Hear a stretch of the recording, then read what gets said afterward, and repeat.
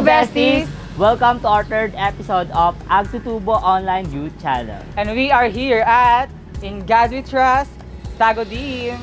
Alam mo ba kung nasan tayo ngayon mismo, BFF? Yes, BFF. Nandito tayo ngayon sa One Ilocosur Cafe, Tagodin Branch. I am your BFF Lord. And I am your BFF Rami.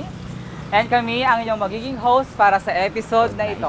Ang Agtutubo Online Youth Channel ay isang online platform na kung saan may papakita o may papamalas ng mga kabataan ang kanilang galing, talento, at talino. In here, we will feature young leaders with inspiring stories that will inspire us and touches our hearts and lives. Dahil naniniwala kami ng kabataang Ilocano ay may kanya-kanyang talento, talino, at husay. At nararapat lang na maipakita hindi lamang sa ating probinsya, kundi sa buong mundo.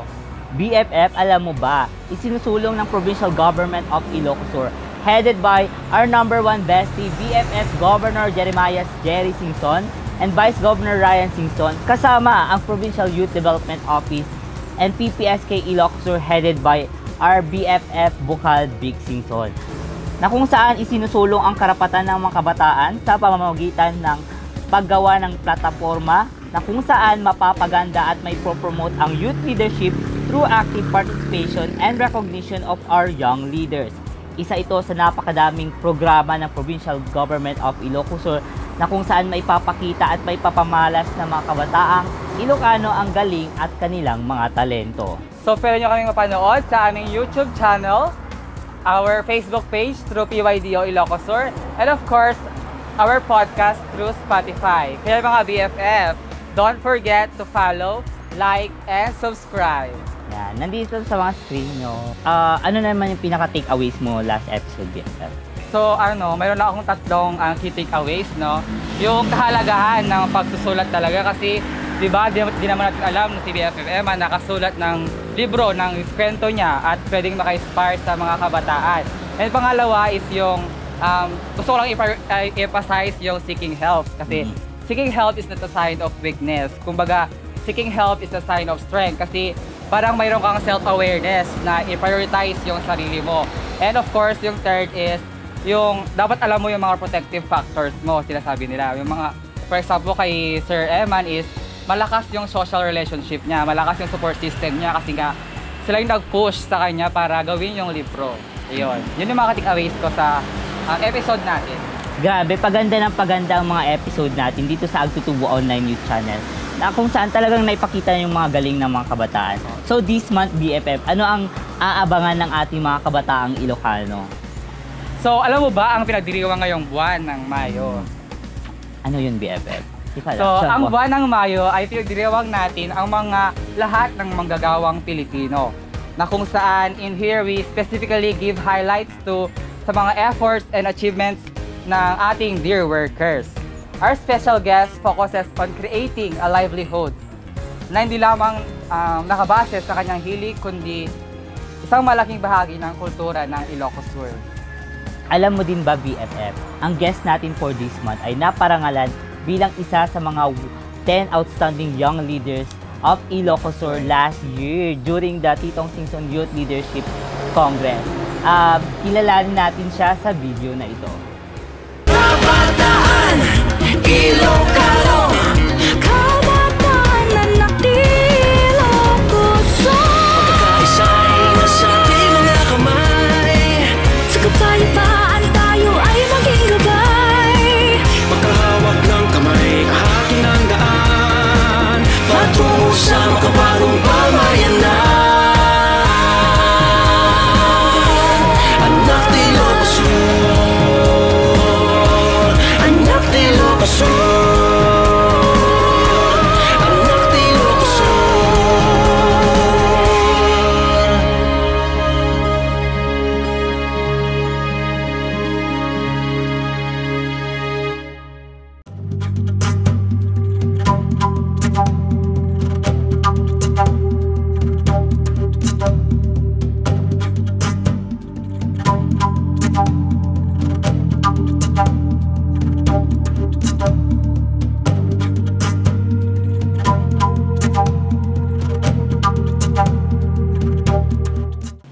So we are here at Arya Aramid Inang Handicraft together with BFF Jack Vince Pukoy. So, kumusta ka today, BFF? Okay lang po, ma'am. Kumusta po kayo? Kumusta po yung biyahe? I think for the biyahe, masaya siya, pero ang aga lang ng call time. Nawala kami. Oo. So, BFF, ano naman ang pinagkakaabalahan natin? Ngayon, bilang ako yung owner po ng Arya Aramid Inang Handicraft, isa sa mga pinopromote ko yung mga weavers and magkaroon ng pagkilala sa kanila sa bigger market. So, BFF Vince, sa dinami-dami ng pwedeng maging source of livelihood, bakit loom weaving? Bale, 5th generation weaving artisan na ako. So, ito na yung naging environment ko simula nung bata ko. So, from our lola, so ito na yung kinabuhay namin, so until kay mama. And ngayon ako naman na. So, yun, parang love at first sight ako sa pag-color combinations, sa paghalo-halo ng mga kulay, lalo kapag gumagawa ng textile. Alam mo, BFF, iilan na lang din talaga yung mga kabataan na nag-loom weaving ngayon. And it's really inspiring to see young Ilocanos na nagpupurso pa rin ito. So, BFF, ano yung parang nag-motivate sa'yo para gawin ito at ipurso ang family business niyo? Nung una, wala talaga akong parang nakikita ko yung loom weaving sa market na parang okay lang, ganito lang, ibebenta ng ganito. Pero nung pumunta ako sa National Arts and Crafts sa Manila, so doon ko nakita yung potential ng Inabel dito sa Ilocos, lalo na kapag ginagawang mga pang formal attires, Filipiniana, barong. So kahit konti lang yung ilagay mo sa isang damit, papatok sa Manila. Yun yung parang nag-motivate sa akin na what if imbes na ibenta namin sa iba tong mga fabric namin, why not kami na lang yung gumawa ng mga formal attires para at least nagkakaroon ng branding.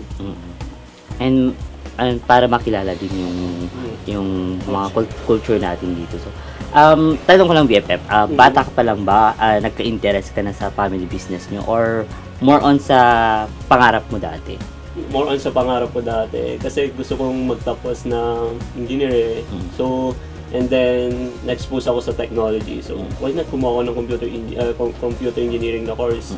So, yun. Pero nung nagkasakit kasi si mama, and then dapat may tumingin kasi na-operan sa likod. So, sabi ko kay mama, quit na ako dito sa Manila. Diyan ko na lang ilagay lahat ng mga sahod ko, ganito, ganyan. At least, makapag-start ulit kami and then ma-expose ko yung product namin sa national at international markets. So, speaking of loom weaving, no, alam naman natin na hindi mawawala yung competition sa loom weaving market. So, paano yung kabataan maka-earn through loom weaving? Ano naman natin yung mga kabataan ngayon, so sobrang exposed sila sa mga trending, so sa mga kulay, sa mga patok. So tulad ko, na-expose ako sa digitalization. So from computer engineering, nakagamit ko siya to compete and makitie up sa mga existing na nandito sa sector na to. So yun yung edge ko sa kanila. Yun yung edge ng kabataan na mas expose sila sa arts, sa visual, lahat compare sa mga existing business. So yun yung edge natin. Paano mo kaya maipopromote ang loom weaving sa mga kabataan, and paano mo sila ma-encourage to do loom weaving also? Ngayon, under collaboration na kami kay TESDA kasi nagkaroon na tayo ng curriculum na ipa-follow for assessment. So, madaming mga government agencies na tumutulong sa atin, especially din si PTRI, DOST PTRI. Si DOST PTRI nag-encourage na rin sa mga schools na makipag-compete sa national. So, selected sila, tapos gagawa sila ng fashion attires, and magkakaroon ng runway, ganun. Madaming mga opportunities and channels na pwede nating gamitin, lalo na sa atin, na makipag-communicate sa kabataan, tulong ng mga government agencies. Sa tingin mo ba, kakagatin ito ng kabataan, knowing na ang dami na nating partners para to collaborate, para ma-encourage lang sila? So sa tingin mo, kakagatin ito ng kabataan to think na, yun nga, sabi mo, nandito na tayo sa digital era? Ngayon, hindi ko masasabi na 100%, pero hopefully, soon 100% na tayo. Kasi madami nang nakiki-join sa mga fashion show. Alam naman natin ng mga kabataan natin, sobrang fashionista. So, kahit anong isuot, okay na ganito.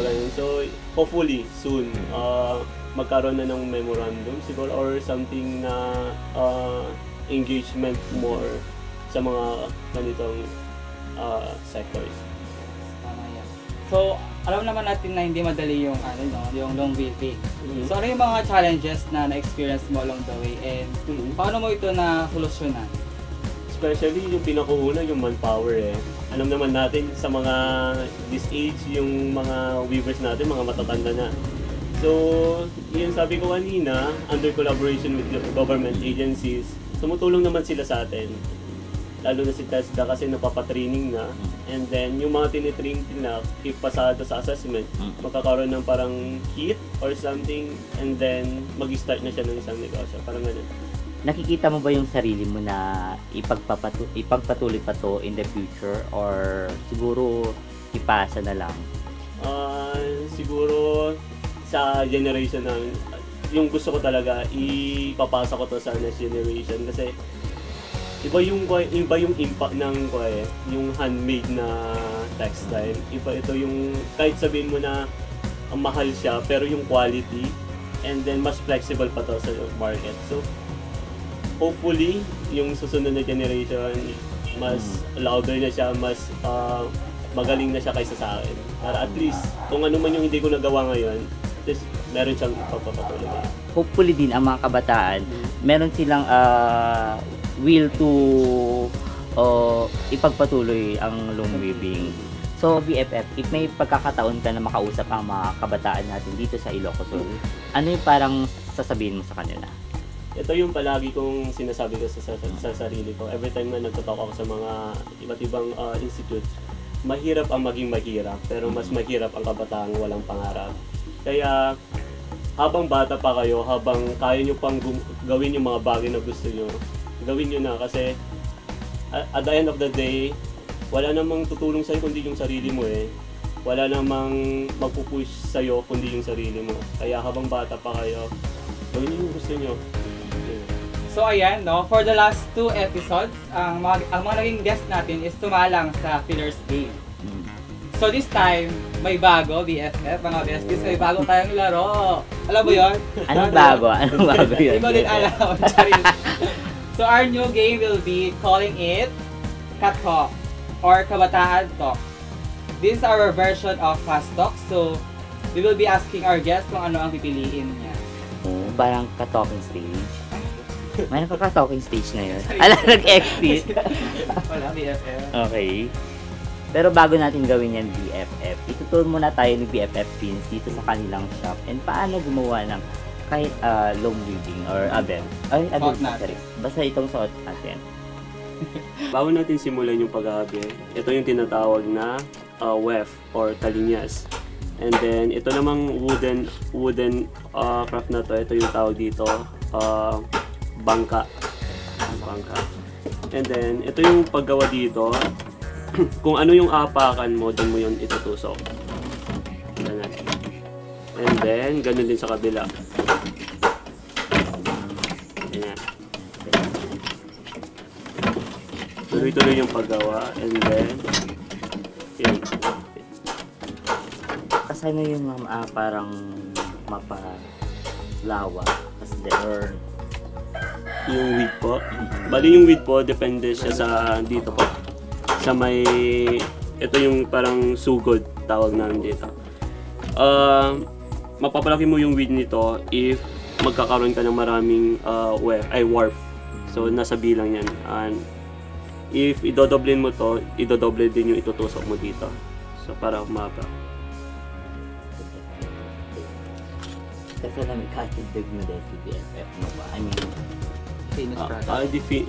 Usually, awan iti actual nga measurement na di finished product dati kasi depende kami iti customer, depende kami di mga tanong yung kahit nga size. And then dati jar aramidin mi tata, dati di usaran da nga size para di binibining tagudin. So, eto, kaya iba yung cut, isa lang yung cut. Yung may gamit yung print na kasana if ever. Like Digi pattern. Ay. Di pattern, ang sinabalik yung di price range na iti pattern kinda di plain lang kasi. Dati plain lang kami normally, umabot lang so iti bumabati 200. Iti compare kami iti sa bali, dati bagi may kami nga karkartiban. Like, di atidog ko man, tas kartiban may di ikin. Tendency na kami nagsatsat. Si kami gamin ka, ito David kami, and then mas wag kami secured kami dati. So, dahil iti purpose na. Saan may nga idadait so nan. Padas na kayo ng BFF. Mabalin, ma'am. Padas mo bin. For the show.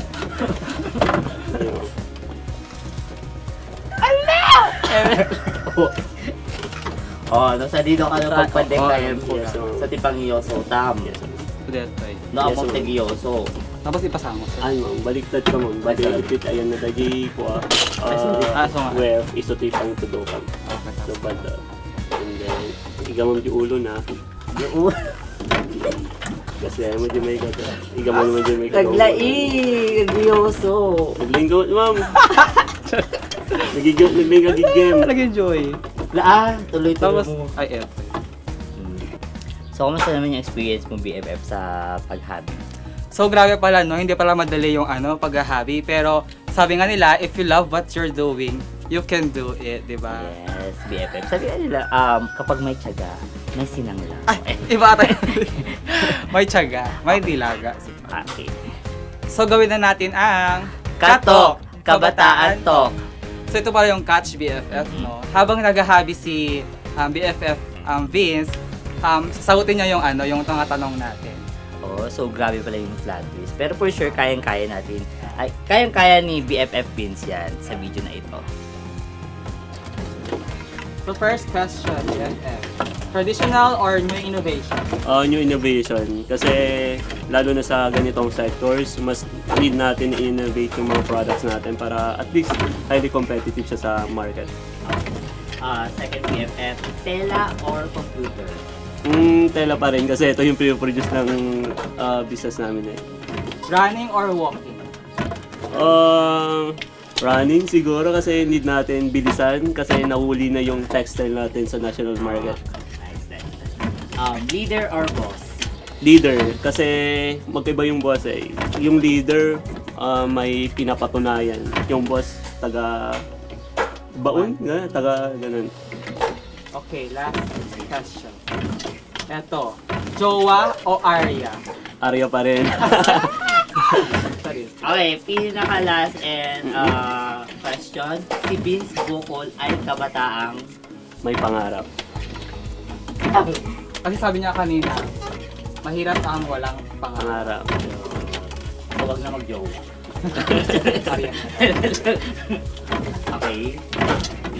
Grabe pala yung mga sagutan ni BFF Vince. At the same time, kahit minimum yung time natin, nakilala natin siya.